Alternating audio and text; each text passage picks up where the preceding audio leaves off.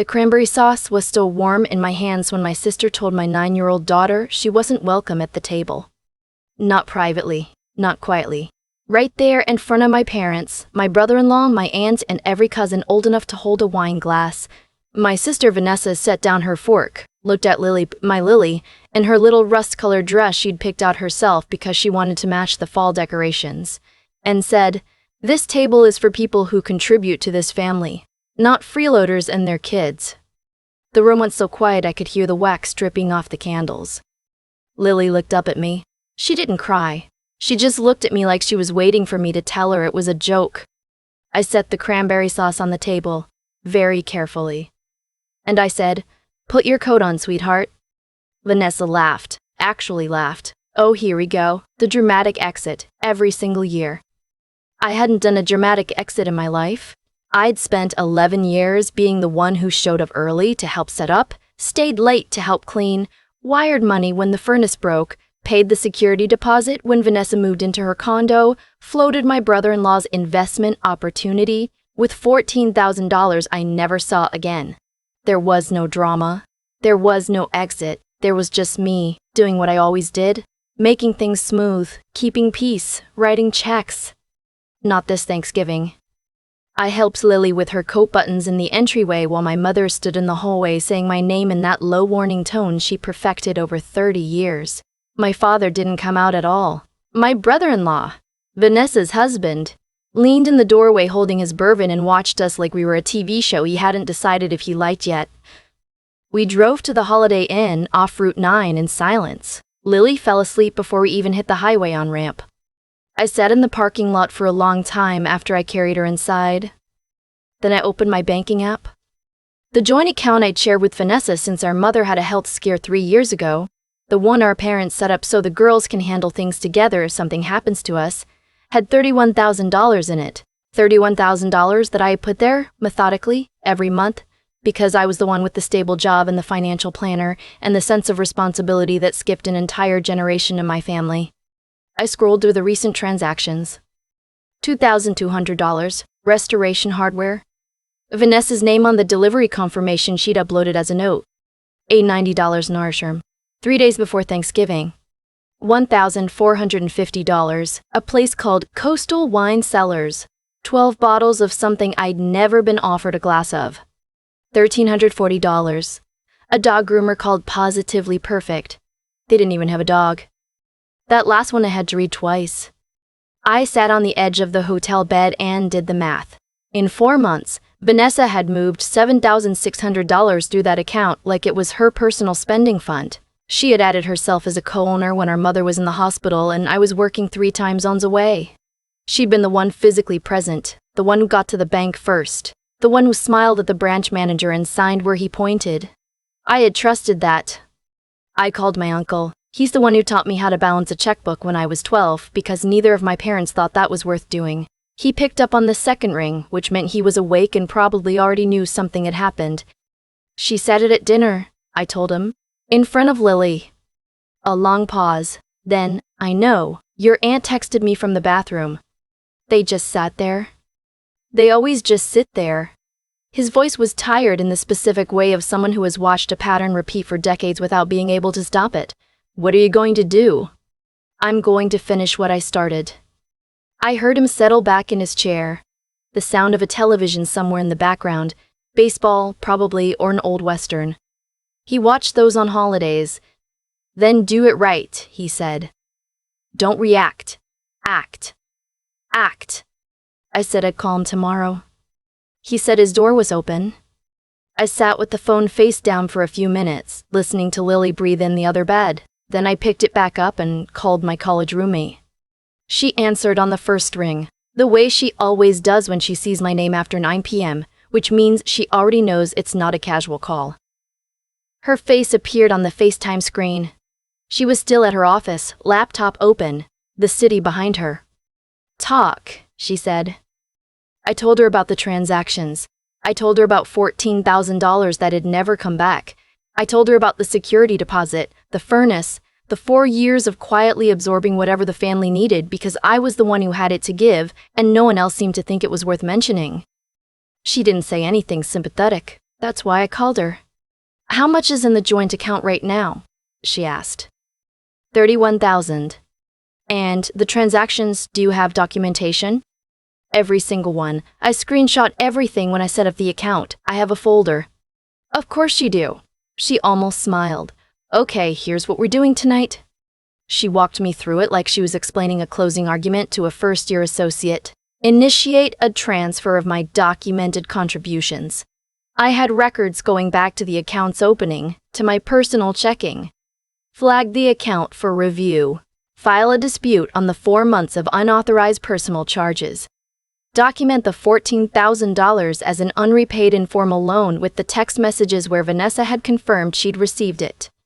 The text messages matter, she said. You have them? I never delete anything. That's your best quality. She was typing while she talked. Send them to me. Tonight. I'm going to draft something you can take to a consumer attorney if this escalates. I sent the screenshots while she watched. I could see her reading them on her end, scrolling, nodding slightly. She said it out loud, I said. She said Lily was a freeloader. My roommate looked up from her screen. I know. A pause. She's been saying things like that for years, just quieter. Tonight she just stopped being careful. She was right. I knew she was right. I'd spent a decade carefully not knowing that, because knowing it would have required me to do something about it. I hit the transfer button at 11:52 p.m. The confirmation came through at 11,053. I closed the app, turned off the lamp, and lay in the dark listening to the hum of the hotel HVAC until I fell asleep. The knocking started at 6:14 a.m. 3 knocks, pause, then a fist. I was awake before the third one. Light sleeper, always have been. It's a feature my ex-husband considered a flaw. I looked through the peephole. Vanessa, her husband 2 steps behind her, still in yesterday's button-down, holding a coffee cup from the gas station across the street. I looked back at Lily, still asleep. I cracked the door with the chain on. You moved the money. Vanessa's voice was controlled, the way she gets when she's actually angry rather than performing anger. All of it. My contributions, yes. That was a family account? It was my money in a joint account. Those are different things. Her husband stepped closer. We have a payment due on Monday, the restoration hardware order, the sectional, it's a balance due. That sounds like a you problem. Vanessa's jaw tightened. You're doing this because of what I said at dinner. This is a tantrum. I looked at her through the 2-inch gap. I thought about Lily in her rust-colored dress. I thought about 11 years of deposits, literal and figurative. I thought about my uncle telling me to act, not react. This isn't a tantrum, I said. A tantrum is loud. This is quiet. That's how you know it's serious. I called the front desk from the room phone while she was still knocking. 2 security guards arrived inside of 4 minutes. I heard Vanessa's voice rising in the hallway. She's holding family funds. And then the lower, flatter voice of the guard explaining that this was a civil matter and she needed to leave the property. Her husband said something I couldn't make out. A door clanged somewhere down the hall. Lily stirred. Mom? Go back to sleep, Bug. We're okay. She did. She trusts me like that. I sat on the edge of the bed until I heard the elevator. Then I unlatched the chain, opened the door fully, and thanked the guard who was still standing there. He nodded. Said it happens more than people think. Told me checkout was at noon. I ordered room service breakfast, pancakes for Lily, coffee for me, and sat at the small table by the window while she slept, reading through everything my roommate had drafted and sent overnight. The documentation was thorough. 11 years of transfers, deposits, loans that weren't loans, and 1 joint account that had been quietly treated as a personal expense account. Laid out in a timeline, it looked different than I had felt living it. Living it had felt like being a good sister. Laid out like this, it looked like something else entirely. I forwarded everything to a consumer attorney my financial planner had referred me to 2 months earlier. I'd saved the card in my phone and then not called because I kept thinking it wasn't quite bad enough yet. The attorney responded before 9. 3 days later, I was back in my own apartment. My apartment. The one with my name only on the lease, which I had insisted on even when my mother said it made no sense to pay for a place alone. A padded envelope arrived in my mailbox with no return address. My uncle's handwriting on the label, shaky at the edges but deliberate. Inside was a USB drive and a note that said only, Recorded on my phone. You'll want to hear this before you decide your next step. I sat at my kitchen table and plugged it in. His voice came through first, low and steady, like he was sitting very still and trying not to make noise. Then my sister's voice, on the phone, pacing, her heels on the hardwood I recognized from 30 years of holidays in that house. She moved everything, every cent. A pause. Sounds of the refrigerator. Don't look at me like that. I know I shouldn't have put the sectional on that card, but I thought she'd never actually look. She never looked before. Then a different recording. Her husband in the kitchen, talking to someone it couldn't identify. 14 grand. She wants that back now too, apparently. She has the texts. I told Vanessa to stop putting things in writing, but she never a drawer slamming. Her attorney's name is already in the system. She moved fast. My uncle's voice returned, quieter. Recording from his bedroom by the sound of it. Last one, he said, your mother, this morning. My mother's voice, softer than I expected. Standing in the kitchen, probably, talking to my aunt. I know she's right. I've always known Vanessa does this, but every time I say something, a long pause. Ice in a glass. Easier to let it go. You know how it is. I sat with that for a long time. My uncle had added one more clip at the end. Just him, alone, speaking directly to the recording. I've watched this for 30 years, he said. You're the one who kept the lights on and never said a word about it. Fixers get drained dry eventually. You know that now. Don't let her tell you this was a tantrum. It wasn't. It was the first time you did what the situation actually called for. A pause. Proud of you. Come for coffee when you're ready. I'll be here. I ejected the drive. I poured coffee. I stood at the window and watched the street for a while. The attorney called that afternoon. The account dispute had been resolved in my favor. The unauthorized transactions flagged. The balance returned.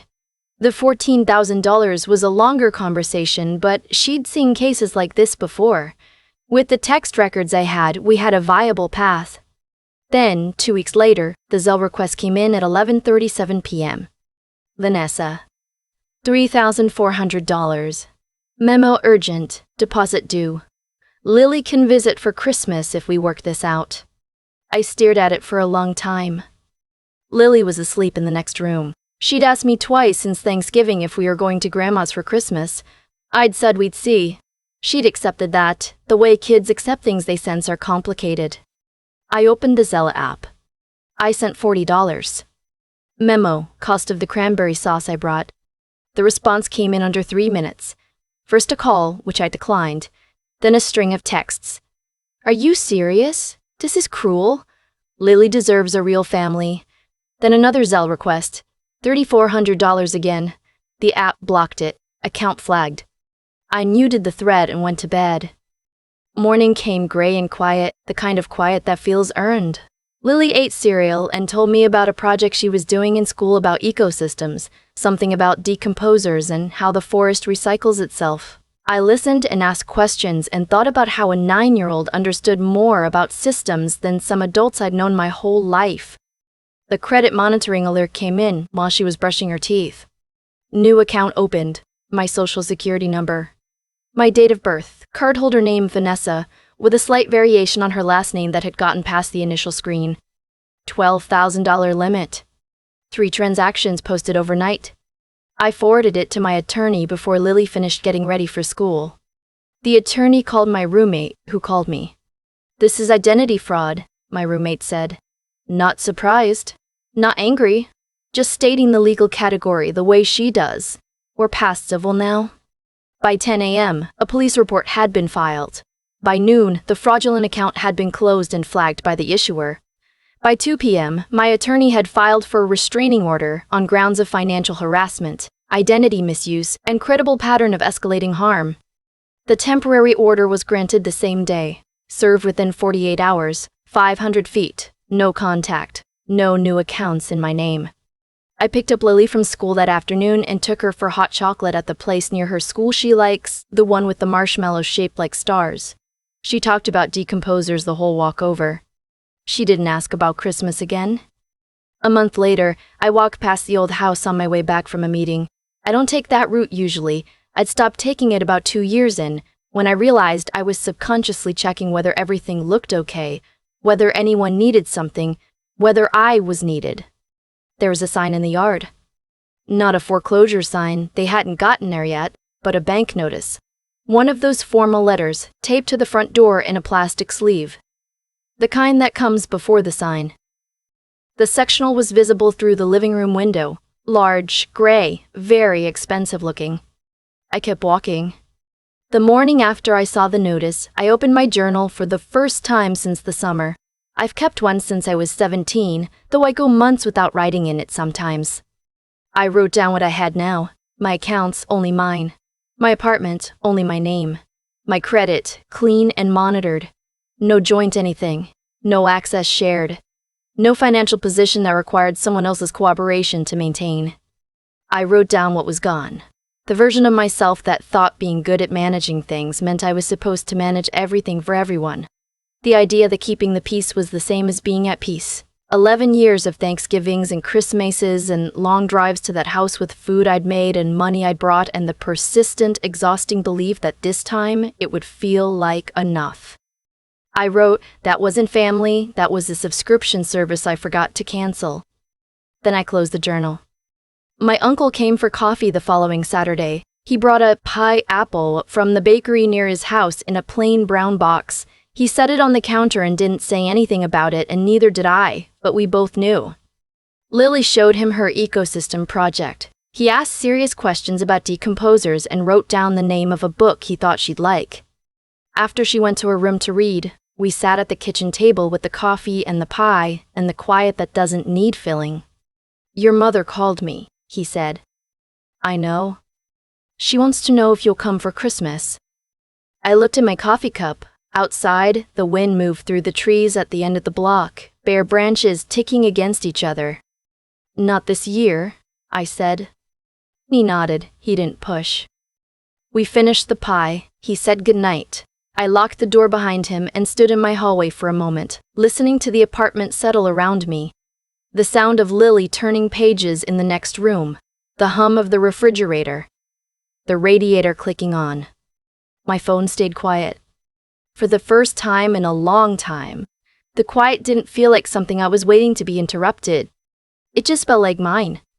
I keep thinking about the cranberry sauce. The way I set it down on the table so carefully, not slammed, not dropped, set. Like I was still trying not to make a scene even in the moment.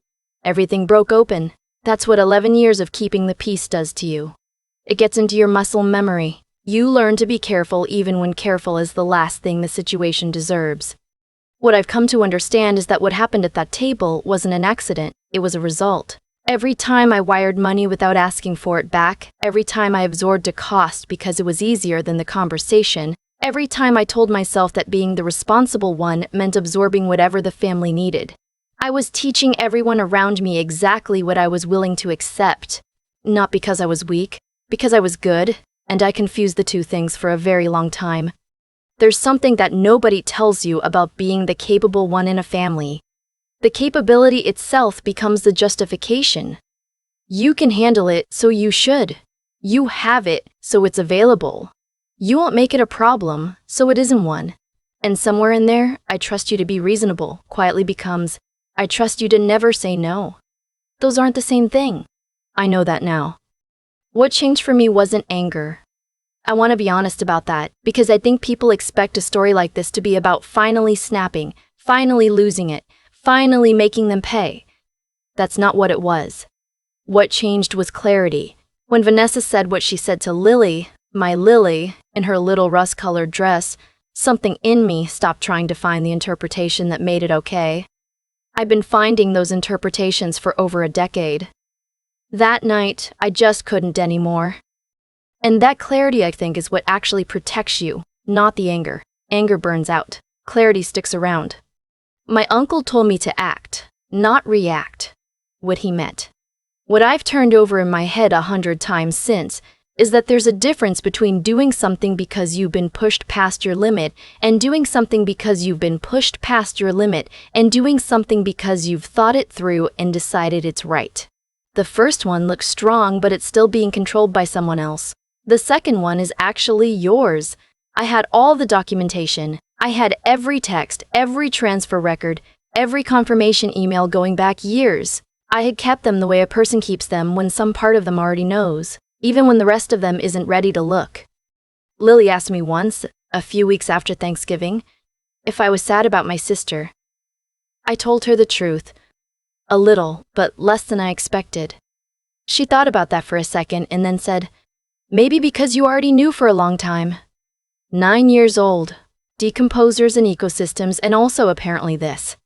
What I want to say to anyone watching who recognizes something in this story, the one who keeps the lights on, keeps the peace, keeps the money flowing and the feelings quiet, is that being a good person doesn't mean being an available resource. Your decency is not a liability someone else gets to draw from indefinitely. The moment you stop absorbing what should belong to them, the consequences that follow are not something you did to them. They're what was always going to happen once the buffer was gone. I didn't punish Vanessa, I just stopped paying for her choices. The foreclosure sign in her yard, the bounced payments, the dissolved LLC, none of that was my doing, it was just what was already underneath once I stepped out of the way. The quiet in my apartment that first morning felt strange, then it felt right, then it just felt like mine. That's what I was always working toward, I think. I just didn't know it had a name until I was standing in it.